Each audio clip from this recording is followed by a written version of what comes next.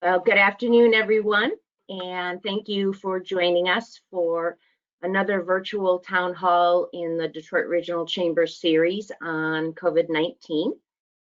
We've got, I think, what will be a very interesting conversation today. Before I get into that, I just want to remind you that you do have the opportunity to submit questions. You'll see a bar that runs down the right-hand side of your screen. So if you'd like to submit something, you can do it there. Let me tell you that oftentimes we can't get to all the questions. So if we don't get to all of them, I apologize. But lots of times what happens is through one questions, others can get answered. So without any further delay, because I think we're going to have a very interesting conversation today, our town hall is focusing on preparing for isolation during the holidays with some friends from Blue Cross Blue Shield of Michigan. Our participants today are Dr. William Beecroft, who is the Medical Director, Behavioral Health for Blue Cross Blue Shield Michigan, and Julia Kyle, who is the Behavior Health Strategy and Planning Director for Blue Cross Blue Shield of Michigan. So Dr. Beecroft and Julia, welcome. Happy to have you with us today. Thank you for having us. Here. The purpose of this conversation today is obviously, there'll be a lot of changes in holiday plans this year due to COVID-19, increased isolation and loneliness among many individuals, especially if they can't travel and be with family, but also because they've been going through COVID-19 and probably have been really self-quarantined. And so, strategies for coping with these changes, as well as becoming self-aware of individual mental health challenges, is really what we want to get into today. It is going to be definitely a different Christmas holiday and holiday season for others. So we're very, very thankful to have resource experts as yourself today. So let's jump right into some questions. Overall, the pandemic has changed the way we're able to interact with others and connect or not connect. What is your advice to people who feel alone at this time, and what can they do to make it through this time? It's been a very challenging year and a very challenging way of being able to interact with others. Lost the feed on this. There we are. Loneliness itself is kind of a state. You can be lonely in a room full of people, and it really depends on how you perceive this, whether you perceive it as an endpoint that will never go away, or something that's temporary, and even though prolonged, a temporary process. You can be alone and be able to like yourself and learn to like yourself, and then not be lonely. So it really takes some time to be able to think about how to be able to spend time with yourself, to really understand yourself a bit more and be able to understand what your needs are. Many times people are very social and they need to have that outlet. And in that, it may be worthwhile for you to look at having support groups. There's a variety of different virtual support groups that are available. Friendships, being able to have FaceTime, set up specific times for FaceTime appointments, being able to do, or other virtual modalities. I'm just using FaceTime as a generic.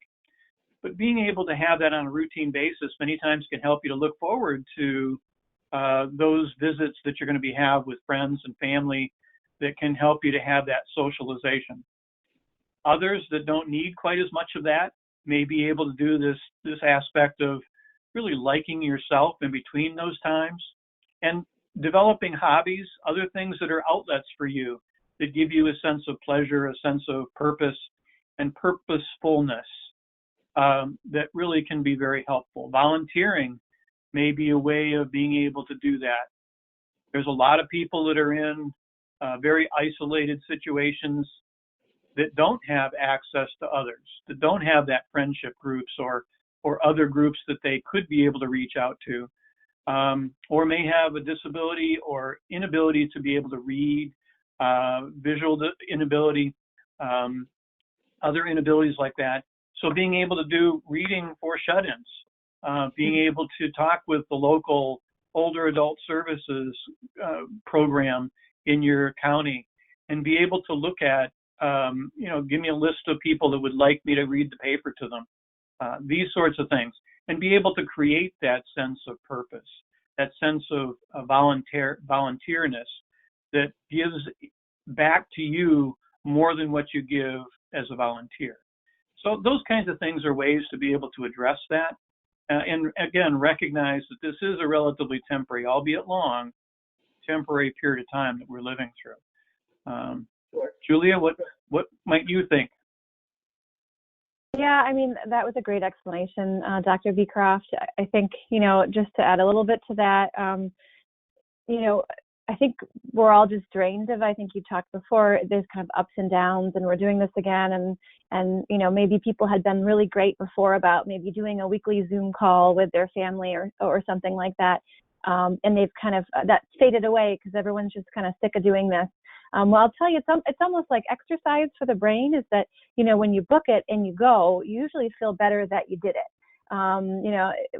You don't feel bad and say, oh, I wish I'd never had, sometimes, but most of the time you say, oh, I'm glad that I did that. So I think planning those things and kind of following through and putting those on the calendar and making sure that you do them in a similar way that you might exercise or something else could help maybe make you feel a little bit less lonely, and plan those things out.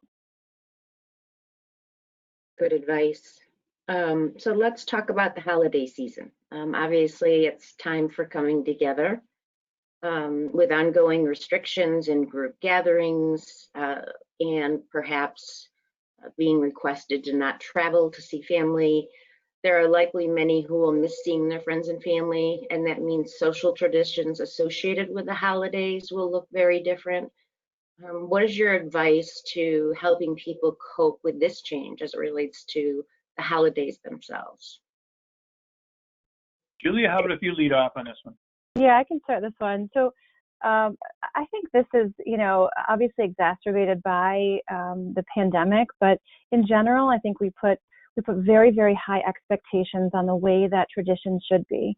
And that's, there's good reason for that. We want to keep family traditions intact. We want to pass them along to different generations.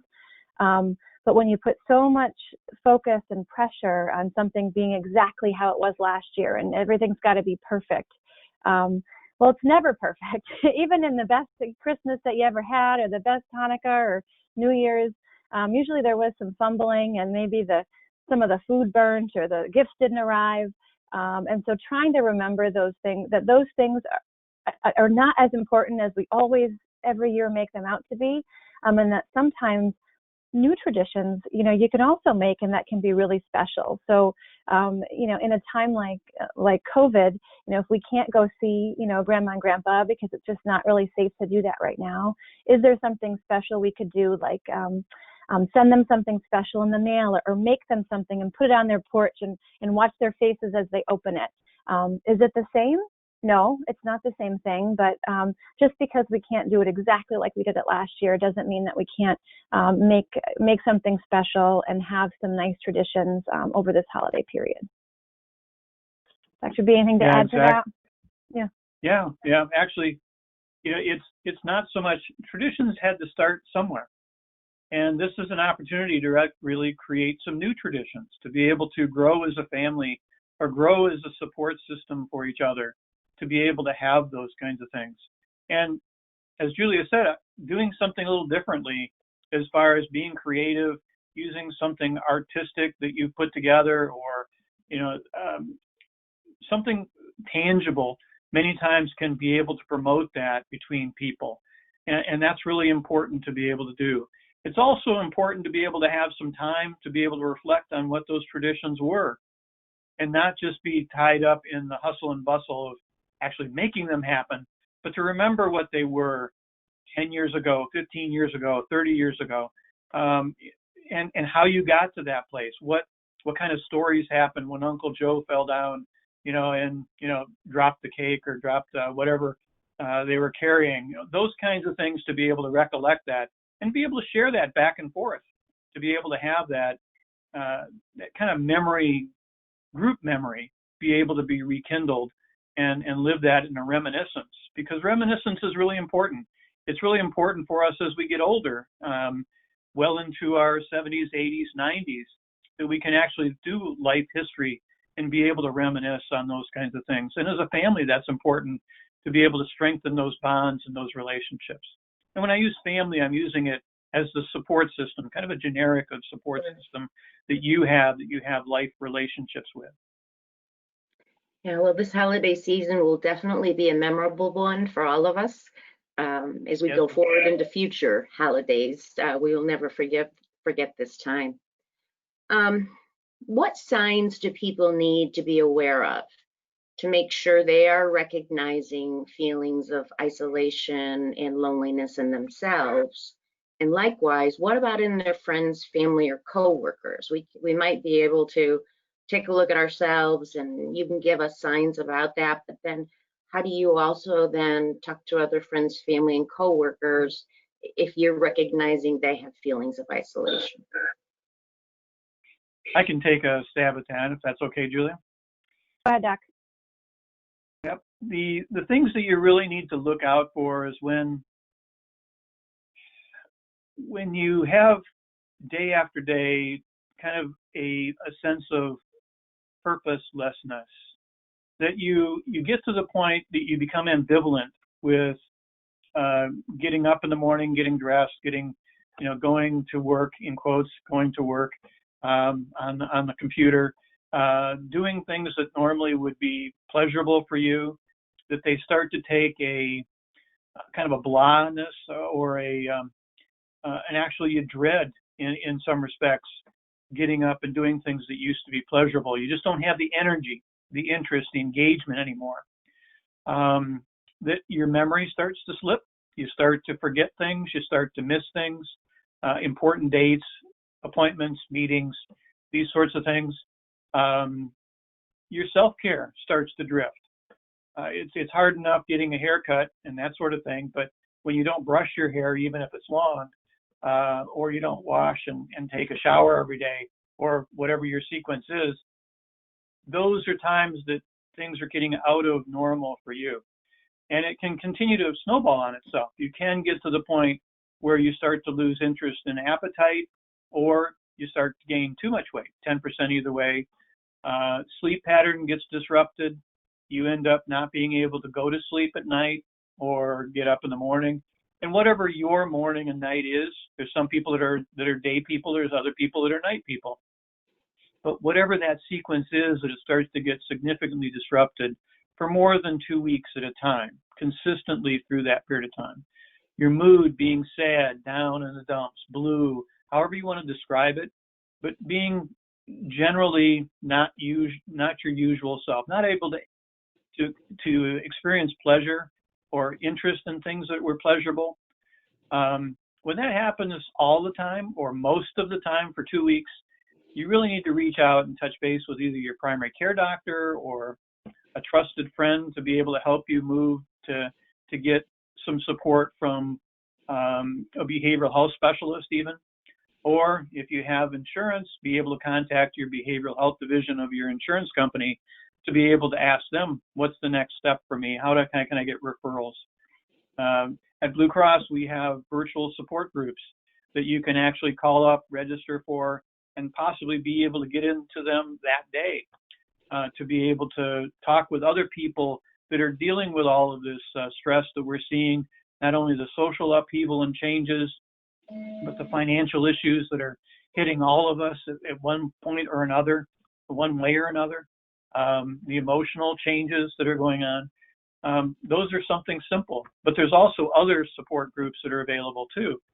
If people have a substance use disorder, to be able to use AA or even Al-Anon, Narconon, whatever the particular agent is, to be able to get some support in those areas, to not let that get out of hand. But I think the magic window is 2 weeks. If you're down for 2 weeks pretty consistently, or your friend that you're talking with is talking about these things in this kind of way, it's time to really reach out and have somebody else that is an expert in this area to help you. Julia, your thoughts? Yeah, no, I think those are all good, Dr. Beecroft. The only thing I might add is that I want to make sure that we're not implying that this is totally normal, right? So for the most part, not what Dr. V is saying, but most of us are going to be lonely and a little bit sad and a little bit anxious, or a combination of those things. And, this kind of roller coaster we've been on for a period of time. And those are completely normal feelings. I think, Dr. Beecroft is talking about when those things stay and they don't get better, and maybe they get worse, and they really start to impact negatively lots of aspects of your life, and you really can't function properly. But a little bit of loneliness and anxiety are going to be around probably for a little while. And during the holidays, they come up even when there's not a pandemic. So making sure that you are kind of reaching out and staying social and kind of keeping a pulse on how you are in your wellness, and just making sure that we all give each other and ourselves a little bit of grace, because we tend to be harder on ourselves than we are on others. And so thinking about, what would I tell somebody who I was talking to if it was me, right? What am I saying and feeling, and how would I comfort that person and tell them to care for themselves during this hard time? Well, that's actually a great segue to my next question. So if you're recognizing signs of isolation and loneliness, let's say with a friend or a coworker, can you give us some examples of self-care that you would give to a friend or a coworker? Sure. Julia, Sure. So, a lot of the same things that keep us physically well also keep us mentally well. So there's that, this abstract idea that our heads are actually attached to our body, and it's all one piece. So a lot of those things that we also have stopped doing because of a pandemic, like exercising regularly, and being outside, and taking time to talk with friends and others. Those are things that keep us physically well and keep us mentally well. So another thing that I think has a tremendous impact on our overall well-being is routine. As humans, we are creatures of routine, and when our routine is disrupted, it throws us off. And I cannot think of something that has been more disruptive than this pandemic to our routines. What time we get up? Are we sleeping properly? Are you getting enough sleep? Are you oversleeping? So, remember back to February and January when you had come off of the last holiday season and were trying to really stick to your routine, eat well, exercise, meet with friends and family as much as possible, and see if you can't kind of get back on some of those routines. I know it's hard because a lot of the gyms are still closed and the group exercises, but those things, really do impact your overall well-being. Dr. Beecroft, what do you want to add? What other things should people do? Yeah, adding some variety to the routine too keeps it from being boring. So, being able to change up, even though your breakfast time is the same, you change up what your meal is that you've done. If you're doing some exercise, being able to go one way around the block and then the next day the other way around the block, or go to a different park if you're close to have opportunity to be able to do that. But I think this issue of staying the course with you really have to take care of the machinery is really important. And those kinds of things are helpful to give you some predictiveness and control. I mean, so much of this is we're out of control. If you have control of your own environment, that helps you to feel much more calm, much more future-oriented and ready for the next day. For me, what's been really, really helpful that I don't normally have time for, because of the busyness of my job, is I'm cooking much more. And that just gives me, a lot of happiness to do that. So to me, that's even a form of self-care, if you will, because it's making me happy to do something I never had the time for before. Right. Yeah, and it could be small things. They don't have to seem, this increase in people doing puzzles and people doing baking bread. And I think there's some joy in finding, I have a neighbor who has gotten really phenomenal at cookie decorating. She posts these things online and they're just incredible. And I don't think she would have ever gotten to do that and try that out if we hadn't been in the situation that we are now. Right. Yeah, this has forced us into being a bit more basic. rather than chasing all the material things that we can be able to get or achieve or be able to accumulate. It really kind of puts us back into using the tools that we already have and being able to enjoy the things that we do have, and to be able to really take advantage of this time. So how do these feelings and changes connect to mental health? We've kind of touched on most of those issues already, but it is clear that people have to have hope. That once they don't have hope, they really start to lose a sense of purpose, lose a sense of direction. They start to wander mentally and physically, but primarily mentally. And humans are we're ingrained to look at the worst case scenarios. And it's hard to be able to keep some function of thinking forward in a positive way. It takes effort. It takes a lot of energy to be able to do that. We tend to be suspicious because it's really important for us. If you looked at us 15,000 years ago, it was really important for us to be somewhat suspicious. Otherwise, we'd get eaten. So, it's kind of a leftover from our vestigial past, but it can be used to a benefit. We know that that's there to be able to have something we can look forward to and plan for in the future. I used to have a statement when people would be going in for cardiovascular surgery, and would have them do some positive imagery of, okay, you figure out what that individual wants to do when they get well again, get through rehab and everything like that. And many times they would like to go to their favorite golf course and tee off on their favorite tee, or they'd like to go fishing. They'd like to, be able to spend time with their grandchildren and just be able to have a tea party in the afternoon on the back lawn.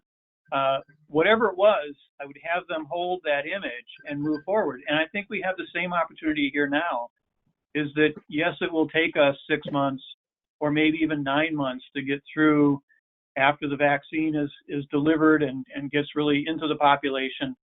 What do we want to do in the future to use that creativity of our mind and to be able to imagine that? You look at one of our heroes, John McCain, and what he did when he was in the Hanoi Hilton is he built his house 3 times in his head. He came home and he built his house. It's the same thing that we have here. We can do those kinds of things to use our imagination, to use our thoughts looking forward, and to be able to plan for that future and to grab a hold of it and hang on to it. The important thing is to stay the course, to have that future and do the things that are going to keep yourself well during this time. So we have a question from one of our participants, and you were talking about virtual groups that could be joined. The question is, what healthy choice classes do you host virtually? We have, Blue Cross has worked with, I think we're up to 14 different providers now around the state that are doing this virtually, that have agreed to these programs, that they will just take a call from one of our members and get them assigned to a group. These are open-ended groups.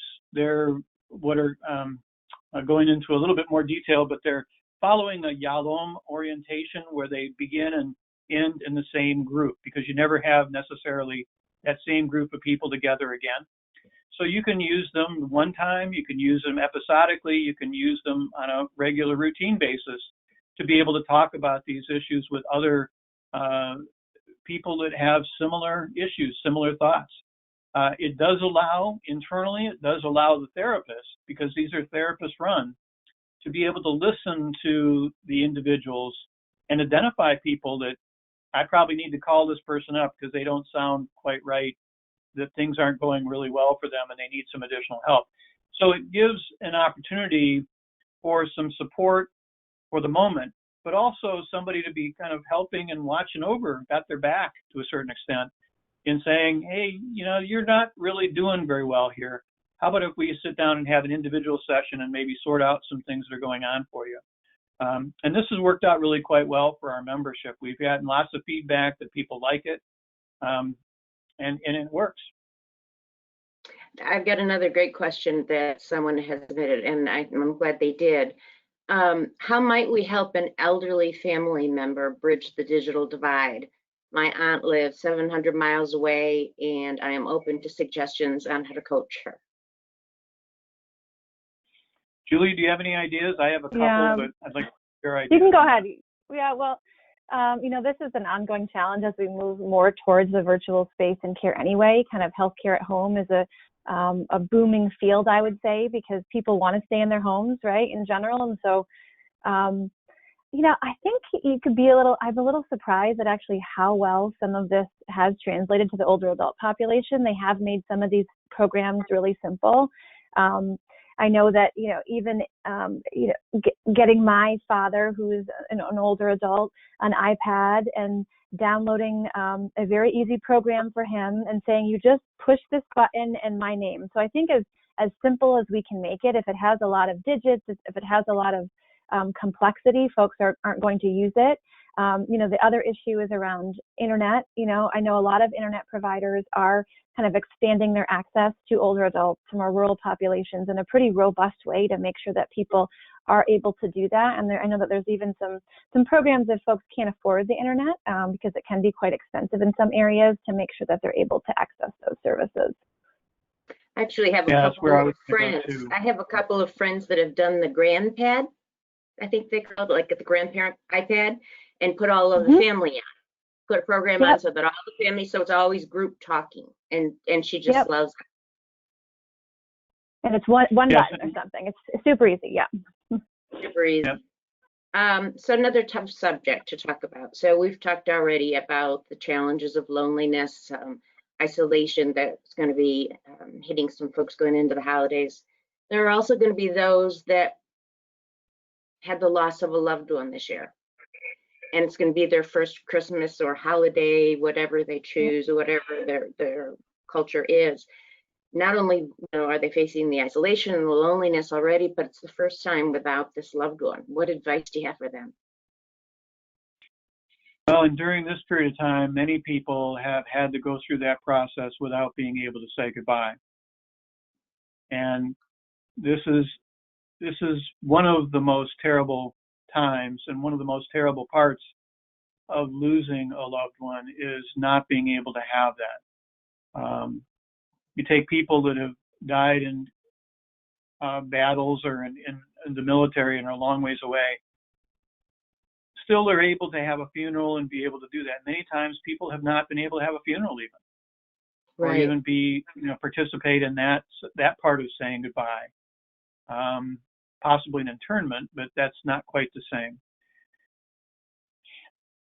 Grief and loss is just, we do know that there's various stages of it. We do know there's normal grief and loss, and we do know when it can get off course. And both of those have a pain that goes along with them that is indescribable for the individual. Unless you've been there, you can't really say that you know what you're talking about. I've not lost a significant other. I've lost my parents, not quite the same. But each one has a different relationship that you have. And when it starts to go badly, though, is when you really can't let that go. You start hearing them or seeing them in the house. It turns into depression. It's maybe the same symptoms that I talked about earlier: change in appetite, sleep pattern, sense of loss of interest in pleasurable activities. When those things start to occur for prolonged periods of time, that's when you're really in trouble with this. I don't think there is any quick, easy answer to the question you've asked. We could go on for hours talking about grief and loss. Julia, you probably have a little different twist on this maybe than I do. No, I know we're running short on time. I would just add that, in much the same way that you are making new traditions, is there a way that you are able to honor that person and celebrate the life that they had or even with your family, even mourn them. Even, we talked about getting together as a group and talking about memories. Maybe it's talking about memories about that person. And is that sad? Yes, but sometimes we need to go through that. It makes us, we want to talk about that person. They're gone and we want to talk about their life. So I think every family needs to make the decision, of what's going to be best for them. Don't be afraid to talk about it. Don't force yourself to talk about it if you don't want to, but find a way to kind of include that person or their memory in your traditions this year in a way that is meaningful and kind of honors their life. And when you are able to get together, then know that you will, and you will celebrate their life. But we can do what we can right now and make sure that we do something to honor them. One of our participants actually offered that their church offers a virtual service of comfort and hope. So I guess that's another resource of where to go, to support you. This has been an excellent conversation. For those of you who have been with us, this will be posted on the Detroit Chamber website, like I said. And there's also been a request of where we can find resources that you might have mentioned today in the discussion. So we may follow up with you to be able to post some of those also. Sure, yeah, we have a, Blue Cross has a website. We have bcbsm.com/mental health, where we have a free, set of resources and lots of things. So I can send that over to you as well. And you can That'd be great. We'll make sure to post that. It's been a great conversation, but we're about a minute over, but I really don't want to stop until I give you both a chance. If there's any final remarks that you wanted to share that didn't get brought up. I think we covered a lot of things today, and thank you for the time. Thank you. Julia? Yeah, thanks so much. Nope, just I want to remind everybody to take care of themselves and do the best that they can to do that. And many people are very worried about their children and their parents, and just stop, for a minute and do a temp check on yourself and see how you're doing, and make sure that you are caring for yourself during the holidays and the stress. Great word of advice. Thank you so much. Enjoy your rest of your day, and thank everyone in our participant hall for joining us today. Thanks so much, Tammy. Bye. Bye-bye.